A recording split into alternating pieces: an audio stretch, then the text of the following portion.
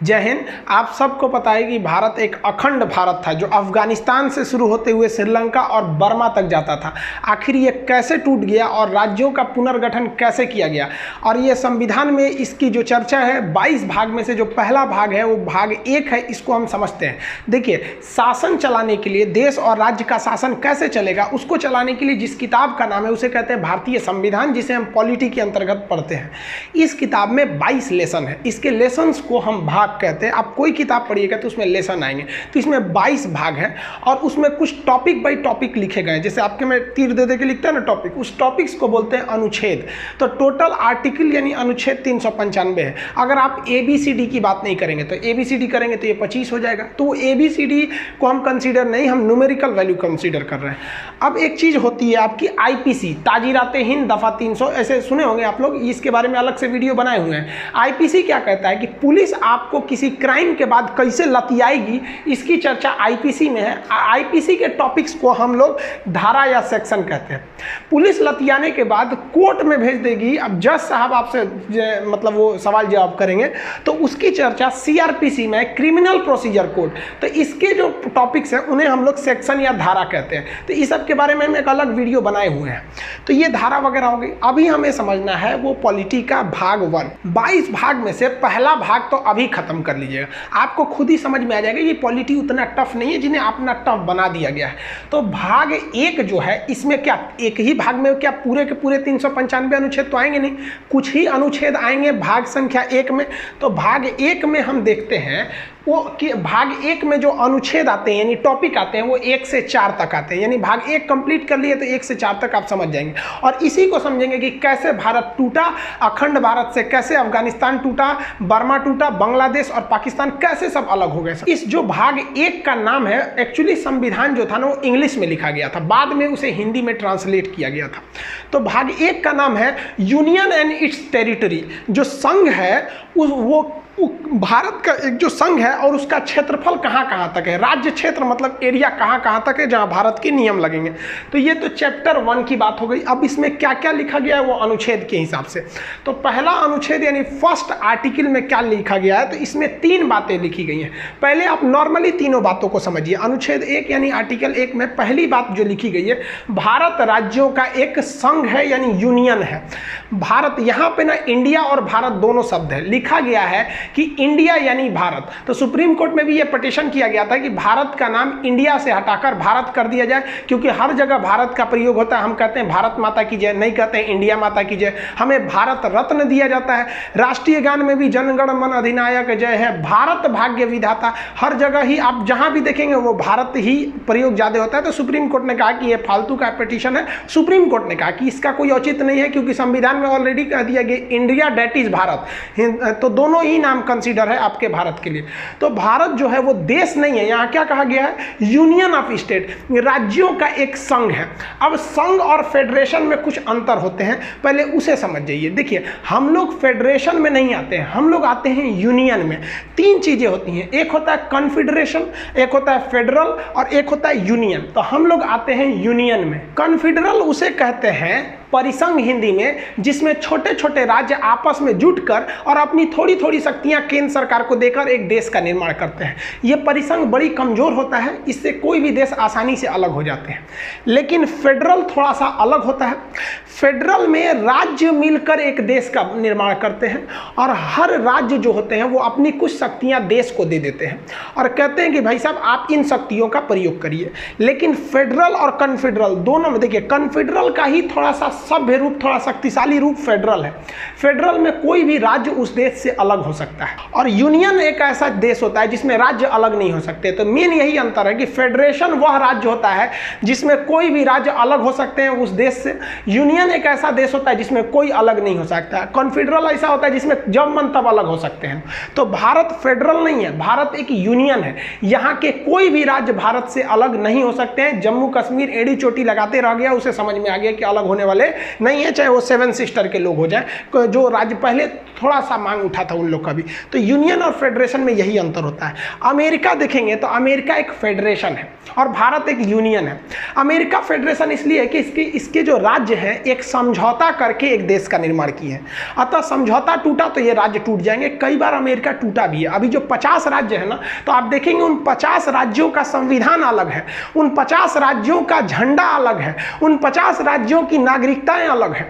तो ये देखिए हम यहाँ पे 50 राज्यों का झंडा लगा दिए, जैसे यहाँ पे अलास्का का है, एरिजोना का है, यहाँ पे कई राज्य हैं, इसके टेक्सास है, जॉर्जिया है। तो सब राज्यों का झंडा अलग है, करेंसी एक ही रहेगी, फ्लैग वगैरह अलग रहते हैं। तो ये फेडरेशन है। अगर कल को चाहता है फ्लोरिडा, जैसे ये फ्लोरिडा यहाँ राज्य है, इसका झंडा इस टाइप का है, चाहेगा कि अमेरिका से अलग हो जाए तो समझौता तोड़ के अलग हो सकता है फेडरेशन। लेकिन ये फेडरेशन पढ़े लिखे लोगों में सफल होता है, अनपढ़ लोगों में ये फेडरेशन सफल नहीं हो पाएगा। तो भारत ने देखा कि अगर हम फेडरेशन बनाएंगे, भारत को संविधान वालों ने देखा तो यहाँ 75 ठो भाषाएं बोली जाती हैं, अलग अलग रहन सहन है। उत्तर भारत में लुंगी का प्रचलन नहीं है, दक्षिण भारत में लुंगी एक महत्वपूर्ण प्रावधान उन लोग का होता है, कपड़े में गिना जाता है। जबकि उत्तर भारत राजस्थान में देखेंगे तो पगड़ी है, पंजाब का अलग है। तो उन्होंने देखा कि भाई अगर हमने फेडरेशन बना दिया तो आगे चल के ये अलग हो जाएंगे, इसलिए भारत ने फेडरेशन न चुन के भारत ने यूनियन बनाया। यूनियन को भी हिंदी में संघ कहते हैं, फेडरेशन को भी हिंदी में संघ कहते हैं। इसलिए अगर आपसे क्वेश्चन पूछेगा भारत राज्यों का क्या है, तो ऑप्शन डी पे लिखा जाता है संघ, उसे मत मारिएगा। ऑप्शन बी पर लिखा जाता है यूनियन, तो उसे मारिएगा, क्योंकि संघ की तो दो इंग्लिशें होती हैं, फेडरेशन भी होता है, यूनियन भी होता है। लेकिन भारत में एक एक्सेप्शन था, अब नहीं है। जैसे जम्मू कश्मीर भारत में था, लेकिन उसका संविधान था, उसका अलग एक झंडा था, उसकी अलग एक नागरिकता थी जो 370 के तहत थी। वो एक अलग टॉपिक है, उसमें समझा देंगे आपको कैसे हटाया गया था। ये जम्मू कश्मीर का झंडा था, अब जम्मू कश्मीर का झंडा खत्म हो गया, अब पूरे भारत में हो गया। तो अब भारत पूर्णतः यूनियन हो चुका है, यहाँ के कोई राज्य अलग नहीं हो सकते, ये अलग हो सकते हैं। और ये शुरू में तो और कमजोर था यहाँ का नियम कानून, तो वो कॉन्फेडरल था। कॉन्फेडरल फेडरल से ही कमजोर होता है। आप एक ऐसे एग्जाम्पल में समझिए, हम एक दीवार बना रहे हैं, नॉर्मली ईंटा साज दिए, यहाँ कोई सीमेंट का प्रयोग नहीं किए, तो सबसे कमजोर दीवार होगी। जब मन तब कोई ईंटा खींच सकते हैं, यानी एक इसको देश समझिए तो ईंटे को राज्य समझिए, आराम से निकल जाएगा। तो ये कॉन्फेडरल है, परिसंघ है, ये सबसे कमजोर होता है। अभी ये दुनिया में कहीं नहीं देखने को मिलता है। लेकिन इसी ईंट के बीच में अगर हम सीमेंट लगा के जोड़ दें तो ऐसी दीवार बन जाएगी। तो ये हो जाता है फेडरल यानी संघ, जो अमेरिका है। लेकिन अगर छीनी हथौड़ी से आप थोड़ा सा ठोक ठाक करिएगा तो ये आराम से टूट सकता है। अतः फेडरल में अगर समझौता टूटा तो राज्य टूट जाएंगे। लेकिन अगर इसी राज्य ये ईंट के ऊपर प्लास्टर कर देंगे इस तरह से, अब भाई साहब ईंट से जुड़ा हुआ है, बाहर एक प्लास्टर है, तो वो प्लास्टर भी हो गया, अब तो निकल ही नहीं सकता है। तो सबसे मजबूत जो होता है वो यूनियन होता है। तो भारत यूनियन है, लेकिन हिंदी दोनों का एक ही हो जाता है, संघ, इसलिए कंफ्यूजन नहीं होंगे। तो भारत के जितने राज्य हैं, जो लोग मतलब अब तो कोई भी राज्य ऐसा नहीं कहता कि भारत से टूटेंगे, वो कश्मीर का था मैटर, वो तो सॉल्व हो गया। तो भारत राज्यों का एक संघ है, ये चीज आप समझ में आ गया। हम लोग यहाँ पर आते हैं यूनियन में। दूसरा, इसी आर्टिकल 1 में बोला गया है कि भारत में जो राज्य हैं वो हमको कैसे पता चलेगा कि भैया कौन कौन राज्य हैं। मान लीजिए विवाद हो गया कि बिहार भारत का राज्य है कि नहीं है, तो कहीं ना कहीं एक लिखा हुआ होना चाहिए कि नहीं होना चाहिए। तो आर्टिकल 1 में वो लिखा ही नहीं है कि बिहार भारत का राज्य है, बल्कि वो एक इशारा कर दिया है कि राज्यों को पहली अनुसूची में रखा गया है। अनुसूची क्या होती है? एक अलग से एक टॉपिक बना दिया गया है। जैसे ये भारत का संविधान है, इतना मोटा नहीं है, ये बाइलिंगुअल है, एक और इंग्लिश लिखा है, एक और हिंदी लिखा है, इसलिए मोटा लग रहा होगा। इसका आधा है, इतना ही है संविधान, आप पढ़ लेंगे समझ में आ जाएगा। तो इसमें कहा गया है कि हम पहली अनुच्छेद यानी आर्टिकल में नहीं बताएंगे कि कौन कौन सा राज्य है। अगर आप ये जानना चाहते हैं, राज्यों के नाम जानना चाहते हैं, तो आप जाइए अनुसूची शेड्यूल में जाइए। तो संविधान के शुरुआत में ही 4 ठो पन्ना जोड़ दिया गया है जिसे कहते हैं शेड्यूल, और इसी शेड्यूल में हर एक राज्यों के नाम लिखे गए हैं, कौन कौन से राज्य हैं। तो जब भी विवाद होगा कि कौन सा राज्य भारत का है या नहीं, तो आप अनुच्छेद 1 में आएंगे तो यहां आपको एक दूसरा डायरेक्शन दिया जाएगा कि आपका कॉल फॉरवर्ड किया जा रहा है शेड्यूल की ओर। तो राज्यों को किस अनुसूची में रखा गया है? पहली अनुसूची में। और इसमें एक और बात कहा गया है, अब दिल्ली हो जाएगा, कहेगा हम केंद्र शासित प्रदेश है, राजस्थान कहेगा हम पूरा राज्य है। अब राज्यों की भी कैटेगरी है, तो इसको भी अनुच्छेद 1 में रख कर दूसरे को डाइवर्ट किया गया। कहा गया है कि भारत में जितने भी राज्य हैं इस संविधान के तहत उन्हें 3 प्रकार से बांटा जाएगा। जो बड़े राज्य हैं जिनका अपना खुद का क्षेत्रफल बड़ा है उन्हें हम स्टेट कहेंगे, वर्तमान में 28 हैं। जो छोटे छोटे राज्य हैं लेकिन राष्ट्रीय महत्व के हैं तो उन्हें हम यूनियन टेरिटरी यानी केंद्र शासित कहेंगे। ये दूसरा टाइप का हो गया। अभी 8 केंद्र शासित हैं, आगे समझा देंगे। और तीसरा टाइप हो जाएगा अर्जित क्षेत्र। वर्तमान में भारत के पास कोई भी अर्जित क्षेत्र नहीं है। जैसे मान लिया कि पाकिस्तान में बलूचिस्तान की मांग हो रही है, भारत वहां पे स्वतंत्र करा के उसे कह दे कि नहीं बलूचिस्तान पे मेरा कंट्रोल रहेगा, तो वो इसमें आ जाएगा अर्जित क्षेत्र में। इसलिए देखिए संविधान वाला कितना होशियार था, एक टॉपिक बना के गया है सब, क्या चीज की अर्जित क्षेत्र है, भले उसमें है या नहीं है लेकिन एक मौका मिलेगा तो हम छोड़ेंगे नहीं, अर्जित क्षेत्र ला सकते हैं यहाँ पर। तो आप मोटा मोटी समझेंगे तो आप यहीं पे देखेंगे तो भारत राज्यों का यूनियन है। इसमें कौन कौन से राज्य आते हैं वो यहां बताया गया है कि ये पता करने के लिए अनुसूची 1 में जाइए, और साथ ही साथ उनमें कैटेगरी कौन कौन सी है। तो इसमें बोला गया है 3 प्रकार की कैटेगरी होती है और भारत राज्यों का एक यूनियन है। तो अनुच्छेद संख्या 1 कंप्लीट हो गया। अब 2 समझते हैं। आर्टिकल 2 में कहा गया है, अनुच्छेद 2 में, कि संसद को यह अधिकार है कि भारत के बाहर अगर कोई देश है तो उसे वो भारत में मिला सकता है, या किसी देश का कोई टुकड़ा है जो मिलना चाहता है उसे मिला सकता है। यानी अनुच्छेद 2 कहता है कि संसद राष्ट्रपति के पूर्व अनुमति का मतलब यह नहीं होता है कि राष्ट्रपति से पूछेगा। देश में राष्ट्रपति की उतनी ही अहमियत है जितना परिवार में फूफा जी की अहमियत होती है। वो नाराज हो न हो इससे किसी को फर्क नहीं पड़ता है। तो यहां तो इज्जत देने के लिए भले लिख दिया गया है कि पूर्व अनुमति, लेकिन एक्चुअली में यह होता है उन्हें बस सूचना दे दिया जाता है कि हम फला राज्य को मिलाने जा रहे हैं। सपोज नेपाल बड़ी कूद रहा है यहाँ पर। अब मान लीजिए, हम समझने के लिए बोल रहे हैं भाई, नेपाल के लोग आप बुरा नहीं मानेंगे, हम समझाने के लिए बोल रहे हैं। मान लीजिए नेपाल को लगा कि नहीं भारत में मिल जाना चाहिए, तो संसद राष्ट्रपति को सूचना देंगे, अरे राष्ट्रपति जी पहाड़ी पे बैठा है। कौन पहाड़ी है? भिकना पहाड़ी नहीं, रायसीना की पहाड़ी। तो रायसीना की पहाड़ी पे उनको फोन कर देंगे, मोदी जी राष्ट्रपति साहब जा रहे हैं नेपाल को मिलाने, तो क्या करेंगे? हाँ ना कहिए नहीं सकते, ना कहेंगे तो उन पर महाभियोग लग जाएगा। राष्ट्रपति को प्यार से लतिया देना महाभियोग कहलाता है, अनुच्छेद 61 में, ये बाद में बताएंगे। तो राष्ट्रपति को सूचना दे दिया जाता है कि हम जा रहे हैं करने के लिए, और उसके बाद संसद उसे आराम से मिला देती है। और ऐसा किया भी गया है। 16 मई 1975 को सिक्किम जो था, ये सिक्किम हम लोग का था ही नहीं, ये एक दूसरा देश था। सिक्किम स्वतंत्र था, इसके ऊपर था तिब्बत। चाइना ने तिब्बत पर कब्जा कर लिया 1959 में, और यहाँ के लोगों को इतना कूचा, और परिवार में 4 आदमी है ना, तो एक को उधर भेज दिया, एक को इधर छितार दिया यहाँ पर। और तिब्बत में तिब्बत के लोगों की कमी हो गई, तो तिब्बत से कभी मांग ही नहीं उठती है स्वतंत्र करो हमें।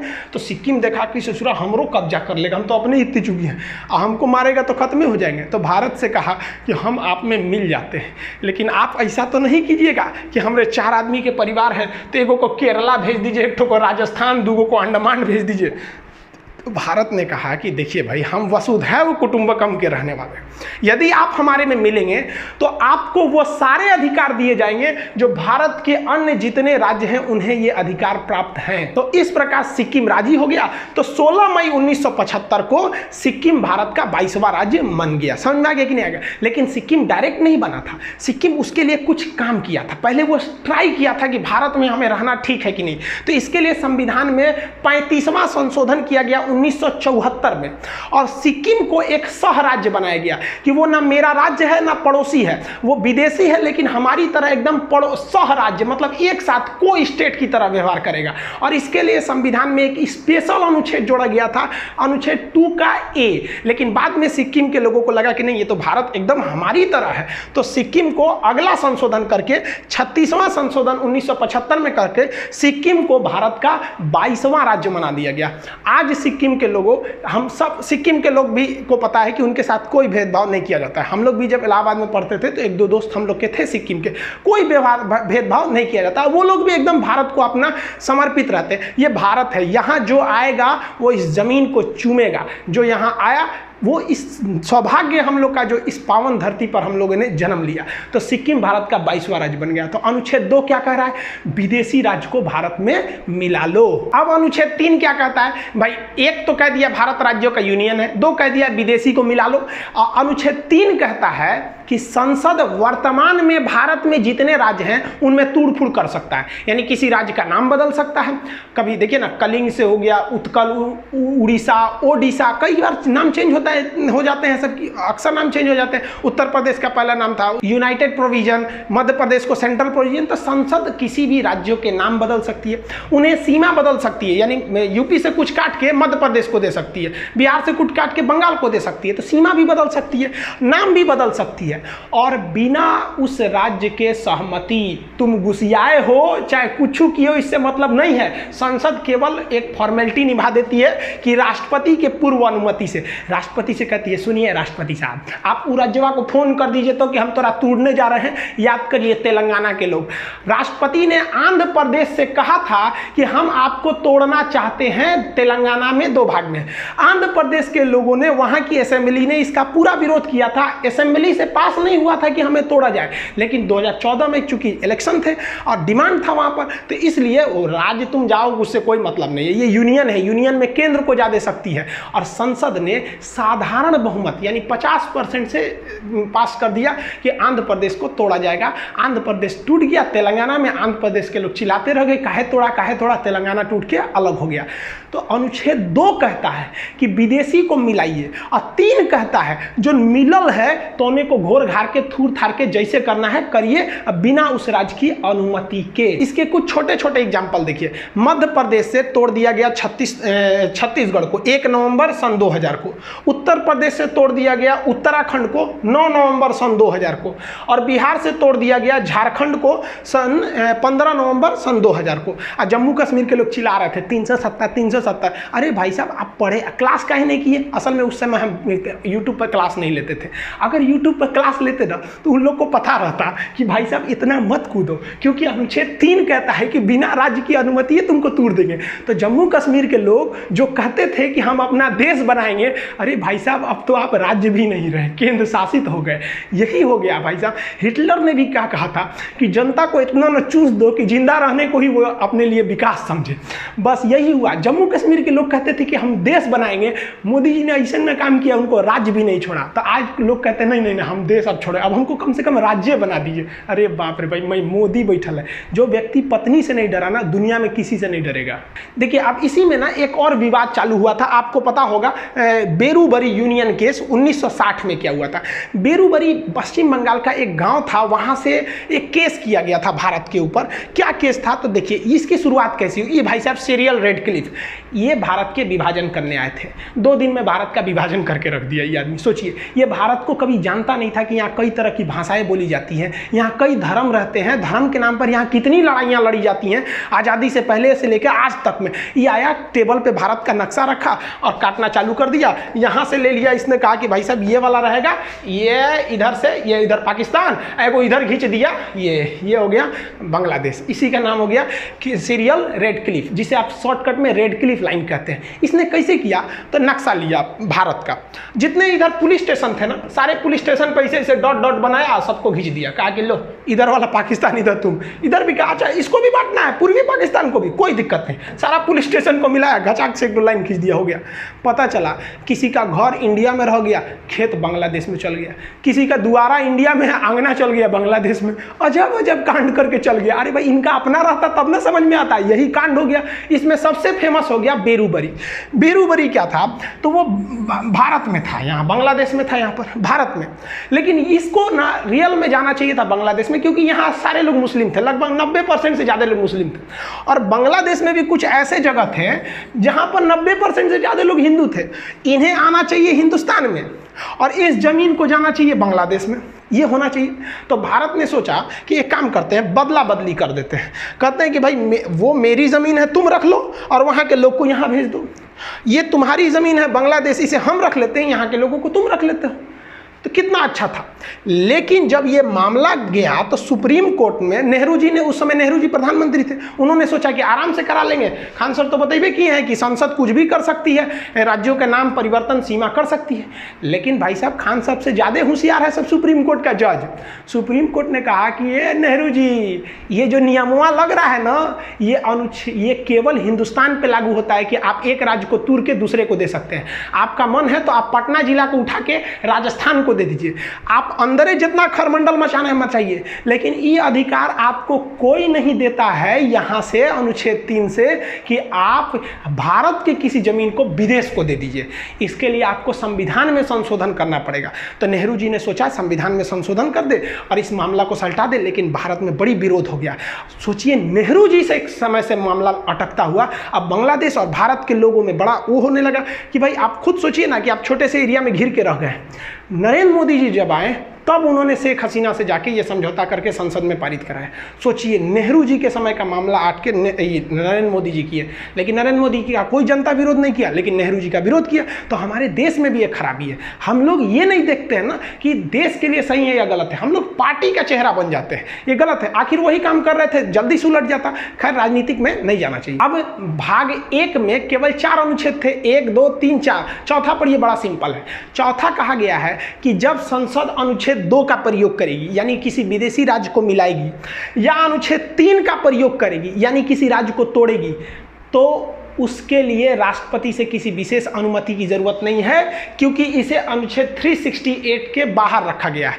जिसे 368 में रख दिया जाता है उसमें राष्ट्रपति का साइन होना जरूरी है, लेकिन इन दोनों चीज को राष्ट्रपति का साइन की जरूरत नहीं है, क्योंकि पहले ही राष्ट्रपति को सूचना दे दिया जाता है कि हम विदेशी राज्य को मिलाने जा रहे हैं और या वर्तमान को तोड़ने जा रहे हैं।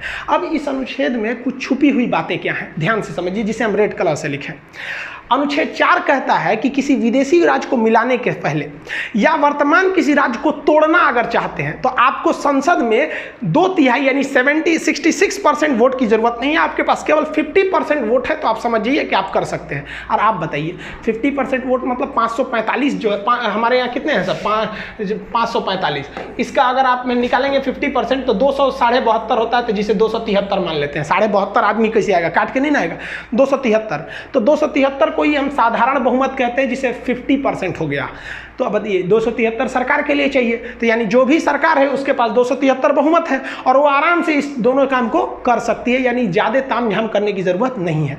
दूसरा इसमें छुपी हुई बात क्या है कि ये विधेयक यानी 2 और 3 का प्रयोग करते पहले, यानी विदेशी राज्य को मिलाने और वर्तमान राज्य को तोड़ने से पहले ही हम राष्ट्रपति को सूचना दे देते हैं कि हम ये करने जा रहे हैं। इसलिए राष्ट्रपति को ये अधिकार ही नहीं है कि राष्ट्रपति उसको लौटाए कि आपने ऐसा क्यों किया, भाई हम तो पहले ही आपको सूचना दे दिए थे। इसलिए राष्ट्रपति इस पर साइन करने के लिए बाध्य है। बाध्य बनाने के लिए इसे 368 के बाहर रखा गया है। और इस अनुच्छेद की और छुपी हुई बात क्या है कि हमारे संविधान में एक अनुसूचियां हैं, कई 12 अनुसूचियां हैं। उस अनुसूची में 1 में लिखा गया है कौन कौन सा राज्य है। अब एक बात बताइए, आप किसी विदेशी राज्य को मिला लिए या किसी राज्य को तोड़ दिए, तो अनुसूची 1 में भी तो जाके वहां चेंजिंग करना पड़ेगा ना कि भाई हमने ये वाला राज्य मिला दिया या ये वाला राज्य तोड़ दिया। तो अनुसूची 1 में भी आपको चेंजिंग करना पड़ेगा इसी के साथ, उसमें भी राष्ट्रपति टोक टाक नहीं करेंगे। और अनुसूची 4 जो है उसमें लिखा गया है कि किस राज्य से कितने सांसद उठेंगे राज्यसभा के लिए। तो भाई आपने तोड़ दिया या मिला दिया तो जेन्युइन है, कुछ चेंज हो जाएगा। तो साथ ही साथ आपको अनुसूची 4 में भी चेंजिंग करना पड़ेगा और उसमें भी आपको कोई रोक टोक नहीं करेगा। ये संविधान का था आपका भाग संख्या 1। तो संविधान का भाग 1 अनुच्छेद 1 से 4 तक चालू होता है, जो कंप्लीट हो गया। 1 कहता है भारत राज्यों का यूनियन है, 2 कहता है विदेशी को मिलाओ। देखो संविधान वाला कितना होशियार था। पहले कहा कि विदेशी को मिला लो 2 में, और उसके बाद कहा अब मिल गया ना, अब जो वर्तमान में अब आ गया, अब इसको कूच काच करके कुछ भी करते रहो, कोई दिक्कत नहीं है। और अनुच्छेद 4 में कहा है कि ये दोनों काम आप साधारण बहुमत से कर सकते हैं, राष्ट्रपति इसमें बाध्य रहेंगे आपकी बात को मानने के लिए। अब अखंड भारत को समझते हैं। ये नक्शा देखिए, ये है हमारा अखंड भारत। इतना बड़ा भारत था, लेकिन इसके टुकड़े होते गए क्योंकि हम आपस में लड़ते गए थे, इसीलिए टुकड़े हुए। सबसे पहले जो हुआ 1893 में डूरंड लाइन खींच दी गई। यहाँ पर इंडिया पाकिस्तान के बीच में अफगानिस्तान और पाकिस्तान तो उस समय भारत में ही था, यहाँ खींच दिया गया डूरंड लाइन। उस पार हो गया अफगानिस्तान, यानी अफगानिस्तान को अंग्रेजों ने साइड कर दिया क्योंकि वहाँ पहाड़ वगैरह ज़्यादा था, उतना उपयोगी नहीं था। तो ये हो गया डूरंड लाइन। ये वर्तमान में अलग करती है अफगानिस्तान और पाकिस्तान को। लेकिन जब ये खींचा गया था तो ये अफगानिस्तान और भारत की सीमा बनाती थी। एक डूरंड कप भी होता है, एक मैच जो फुटबॉल से संबंधित होता है, अक्सर क्वेश्चन पूछता है। तो ये अखंड भारत का पहला टुकड़ा। अखंड भारत का दूसरा टुकड़ा हो गया 1935 में। 1935 में यहाँ से म्यांमार जो उस समय उसका नाम था बर्मा था, ये अलग हो गया यहाँ से। और इस साइड से ये देखिए ये पाकिस्तान अलग हो गया। अब पाकिस्तान का विभाजन इस आधार पर हुआ था कि जिधर मुस्लिमों की संख्या ज़्यादा है उसे पाकिस्तान बना दिया जाए। तो इधर भी मुस्लिम ज़्यादा थे तो ये हो गया पश्चिमी पाकिस्तान और ये हो गया पूर्वी पाकिस्तान, जो आगे जाकर बांग्लादेश हो गया। इस पर एक अलग वीडियो बना दिए हैं, बांग्लादेश कैसे अलग हुआ था। अब बच गया हिंदुस्तान इतना बढ़िया। अब ये हो गया आपका सीरियल रेड क्लिप रेखा जो भारत पाकिस्तान को विभाजन करती है। और भारत बांग्लादेश के बीच जो है बॉर्डर, उसे हम लोग जीरो लाइन के नाम से जानते हैं। भारत को जब आज़ादी मिली तो भारत का निर्माण करना इतना आसान नहीं था और वल्लभ भाई पटेल को कोई ऐसा ही लौह पुरुष नहीं कहता है। ये भारत का नक्शा देखिए, यहाँ जो आप रेड कलर वाला एरिया देख रहे हैं केवल वहीं पर अंग्रेज शासन करते थे, जबकि पीले वाले एरिया में भारतीय राजाओं का शासन था जो अंग्रेजों के चमचे बने हुए घूम रहे थे। तो अंग्रेजों के जो चमचे बने के घूम रहे थे तो उन्हें हम लोग देसी रियासत कहते थे।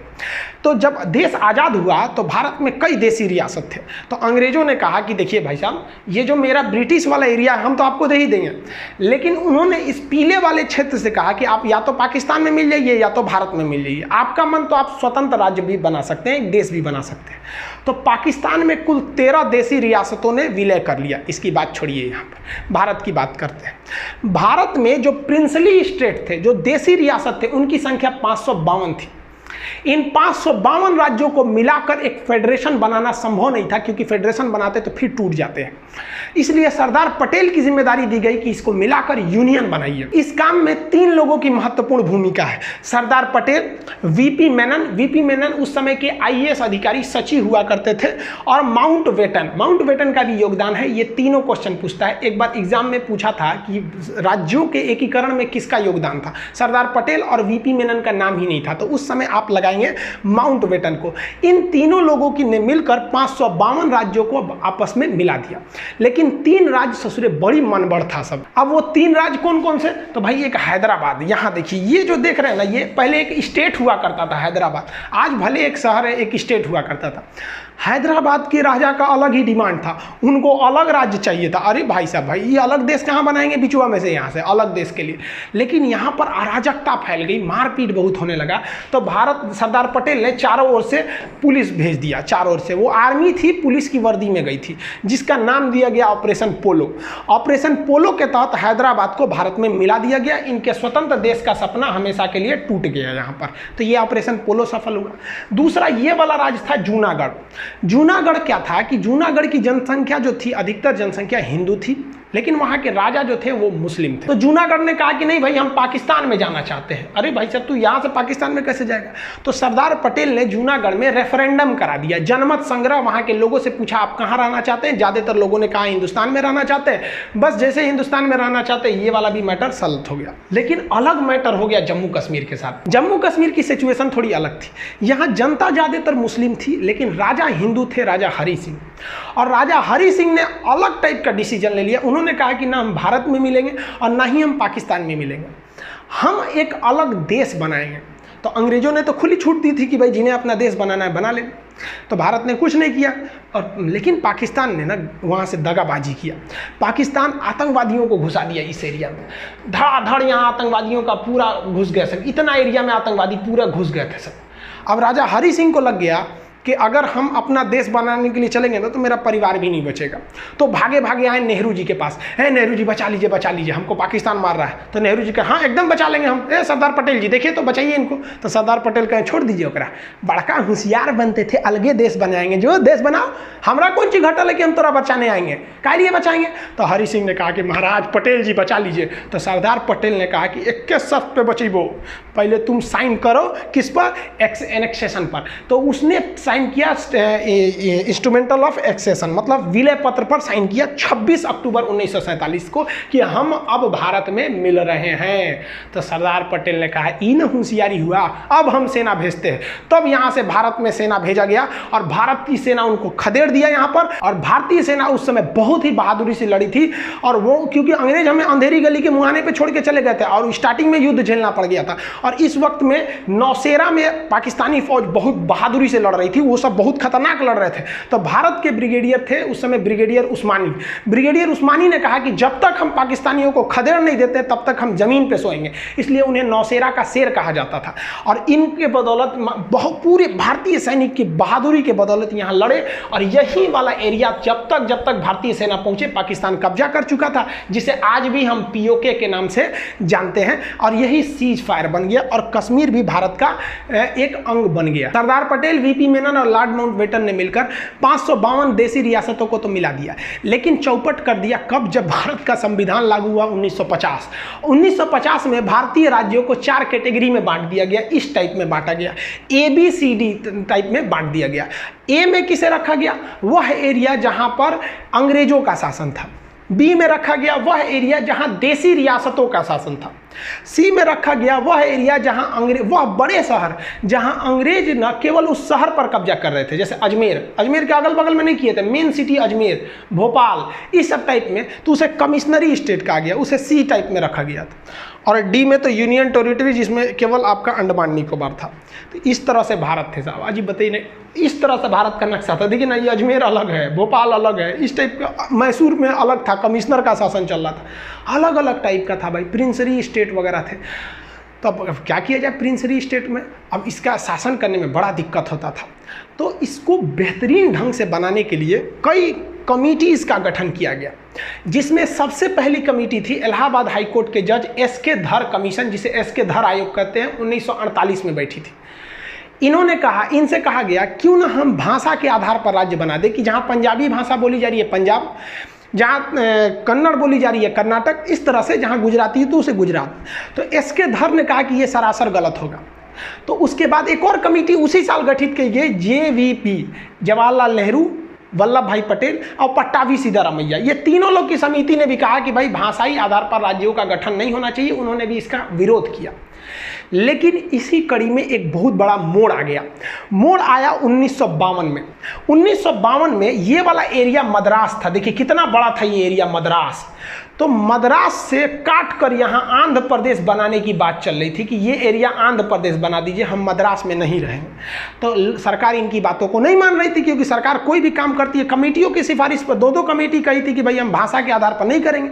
लेकिन पेट्टू श्री रामुलु नाम का एक व्यक्ति था जिसने कहा कि हम मद्रास में नहीं रहेंगे, क्योंकि मद्रास के निचले भाषा में तमिल भाषा बोली जा रही है और हम तेलुगु बोलने वाले हैं, हमें आंध्र प्रदेश चाहिए। नेहरू ने कहा नहीं देंगे। तो ये भूख हड़ताल पर बैठ गया। अरे जवान 56 दिन तक भूख हड़ताल पे बैठ गया। 56 दिन पर भूख हड़ताल पे बैठने के बाद दिसंबर 1952 में इनकी मृत्यु हो गई। जब इनकी मृत्यु हुई तब भयानक बगावत शुरू हो गया दक्षिण भारत में। और लोगों ने कहा कि ससुरा ये नेहरू जो है ये तो दलहौजी से भी खतरनाक है, भूखले छोड़ दिया, यहाँ पर मर गए ये लोग। अब नेहरू का कह रहे फंस गए नेहरू। तो नेहरू जी को आनंद फानन में जनता की बात मानने के लिए मजबूर होकर 1 अक्टूबर 1953 यानी अगले साल, नेहरू जी ने बहुत सोचा था कि इसको लेपापोती करके दबा दे, लेकिन दब नहीं पाया और आंदोलन बढ़ने लगा और लोग भूख हड़ताल पे बैठे। नेहरू कहा कि भाई साहब सब मरिए जाएगा तो हमारी कुर्सी चल जाएगी।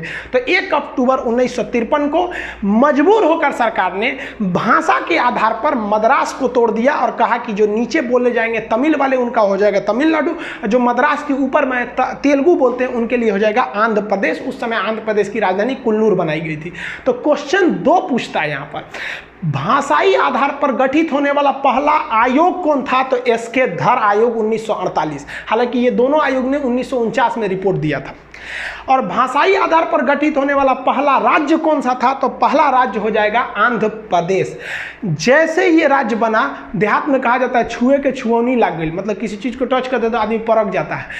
बाकी राज्यों ने देखा कि अरे भाई साहब हम भी भाषा के आधार पर राज्य बनेंगे। तो गुजरात वाला कह रहा है कि भाई साहब ये बम्बई यहाँ से यहाँ तक है, ये हमारा अलग रहेगा, गुजरातियों के लिए गुजरात, मराठियों के लिए महाराष्ट्र, ले भाई सब बवाल चालू, सबके लिए, सबको अलग अलग भाषा के लिए। सरकार पगला गई कि एगो को मनाने के चक्कर में गए ना, पूरे भारत में बवाल हो गया।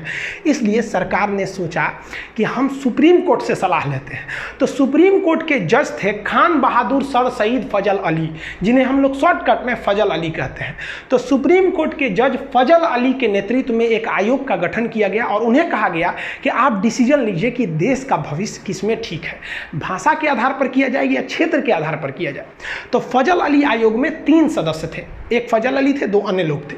इसका गठन 1953 में हुआ था, लेकिन ये 2 साल बाद रिपोर्ट दिया था, 3 साल बाद 1956 में। याद रखिएगा, गठन 53-56 पूछता है, ज़्यादातर रिपोर्ट पूछता है 1956 में।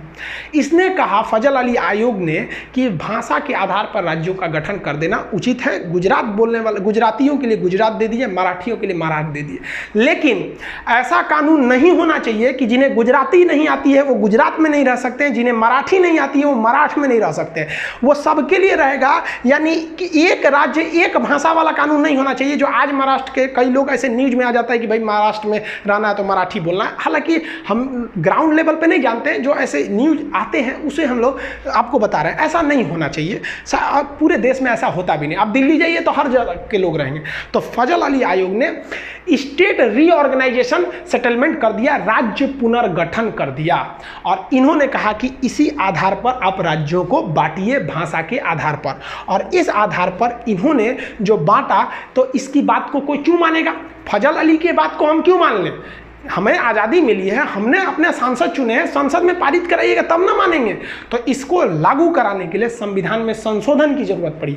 तो 7वां संशोधन 1956 में किया गया और इसी संशोधन के द्वारा फजल अली आयोग की सिफारिशों को मान लिया गया। क्वेश्चन कहेगा, फजल अली आयोग की सिफारिशों को मानने के लिए या राज्य पुनर्गठन करने के लिए कौन सा संशोधन किया गया? तो 7वां संशोधन। और इसके आधार पर, भाषाई आधार पर राज्यों का गठन किया गया। उस समय 14 राज्य बनाए गए और 6 केंद्र शासित प्रदेश बनाए गए। हम ये बता देंगे कि 6 से केंद्र शासित प्रदेश क्यों बनाए जाते हैं, ये आगे टॉपिक है उसमें बताएंगे। तो ये भी याद रखिएगा, फजल अली आयोग के द्वारा 14 राज्य, 6 केंद्र शासित, यानी टोटल 20 बनाए गए। उस समय का ये नक्शा है 1956 का टोटल। ये इस हिसाब से, अभी भी गुजरात और महाराष्ट्र एक ही में थे, ये आगे जाकर फिर से अलग हुए। एक समस्या आई थी पंजाब के साथ। पंजाब बड़ा कॉम्प्लिकेटेड था, उसका पुराना नाम था Patiala and east Punjab state union, जिसे हम पेप्सू कहते हैं। इसको विभाजन करने के लिए ना क्या किया गया, एक आयोग का गठन किया गया, एक कमीशन का। उस कमीशन का नाम था शाह आयोग। शाह कमीशन ने 1966 में अपनी सिफारिश दी और कही कि इस पंजाब का विभाजन जरूरी है। इस पंजाब का वह एरिया जो पहाड़ी एरिया यानी हिमालय जहां है, उसे हम हिमाचल प्रदेश बना देते हैं। इस पंजाब का निचला भाग जहां पर हिंदी भाषा बोली जाती है, उस हिंदी भाषा वाले को हरियाणा बना देते हैं। और इस पंजाब का पश्चिमी भाग जहां पर मुख्य रूप से पंजाबी भाषा बोली जाती है, उसे हम पंजाब बना देते हैं। और पंजाब और हरियाणा के बीच एक कॉमन एरिया बना देते हैं जो दोनों की राजधानी रहेगी, जिस पर किसी का अधिकार नहीं रहेगा, उस पर राष्ट्रपति का अधिकार रहेगा, केंद्र शासित प्रदेश रहेगा, यूनियन टेरिटरी यानी यूटी बना दिया जाएगा, उसे चंडीगढ़ कह देंगे। तो जिसे आप पेप्सू देख रहे थे वो 4 भाग में टूट गया। तो पंजाब राज्य का पुनर्गठन किया गया था शाह आयोग के सिफारिश पर। इस प्रकार भारत का एक विशाल साम्राज्य जो अखंड भारत के नाम से जाना जाता था, वो सिमट कर इतने में रह गया जिसमें 28 राज्य बचे। पहले 29 राज्य थे, तो जम्मू कश्मीर से राज्य की दर्जा छीन ली गई, तो राज्य बच गए 28। 9 केंद्र शासित हो गए। पहले केंद्र शासित कितने थे? 7, लेकिन जम्मू अलग, लद्दाख अलग, 2 केंद्र शासित बन गए, तो 7 2 9 हो गए।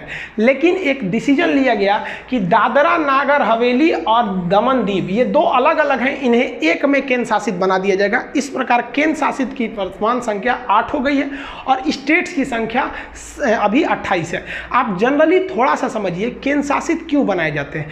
वैसा राज्य जो बहुत छोटा है और उसकी संस्कृति अलग है और उसे राष्ट्रीय हित में रखना है, वरना वो अलग भी हो सकते हैं, जैसे अंडमान निकोबार। आप बताइए, अगर यहाँ कोई मुख्यमंत्री का शासन दे देते हैं तो हो सकता है कि विदेशी शक्तियाँ, चाइना, इन्हें अपने प्रभाव में मिला के और केंद्र सरकार को दिल्ली में जब तक पता चले यहाँ सेना बुला के इसे अलग कर सकती। इसलिए सरकार ने इसे केंद्र शासित बना दिया कि यहाँ मुख्यमंत्री रहेगा नहीं, सीधे यहाँ क्या हो रहा है ये दिल्ली डिसाइड करेगी। जैसे यहाँ लक्षद्वीप पाकिस्तान इधर से आके भी मिला सकता है, मुख्यमंत्री को पैसा वैसा दे देगा, कहे कि तुमको और कर देंगे, भाई कुछ भी हो सकता है। इसलिए कहा गया भाई साहब यहाँ तुम ताम झाम करबे नहीं करो, यहाँ का सारा डिसीजन दिल्ली लेगा। ऐसे ही पाकिस्तान यहाँ पे कर रहा था जम्मू कश्मीर में, मोदी जी ने कहा कि एक काम करे भाई, तुम राज्य रहबे नहीं करेगा, मुख्यमंत्री वगैरह नहीं रहोगे यहाँ पर। मुख्यमंत्री क्यों बनाए जाते हैं, वहाँ विधानसभा होती है, तो कह दिया भाई यहाँ का सारा शासन दिल्ली देखेगा। और यहाँ पर एक ठो असेंबली बना दी गई जिसमें मुख्यमंत्री, जैसे केंद्र शासित के मुख्यमंत्री के पास ज़्यादा पावर नहीं रहता है, सारा डिसीजन दिल्ली से लिया जाता है। तो राष्ट्रीय महत्व का होनी चाहिए, संस्कृति अलग होनी चाहिए, देश की मुख्य भूमि से दूर होना चाहिए, कई रीजन है जिसे बनाए जाते हैं, इसके लिए संविधान में अलग प्रावधान है। कौन सा राज्य कब बना, यहाँ पर हम सबका डेट बाई डेट यहाँ लिख दिए हैं, आप इसका स्क्रीनशॉट लेना चाहें तो ले सकते हैं। इसका PDF वगैरह एप्लीकेशन में है, जब तक आप इसी पे क्लास रेगुलर देखिए। आज संविधान का आपने एक भाग को खत्म कर दिया, अभी संविधान में टोटल 22 भाग थे, एक खत्म हो गया, 21 बचा। आई होप आप ये सब चीज़ों को समझ गए होंगे। मिलेंगे नेक्स्ट वीडियो में, तब तक के लिए जय हिंद।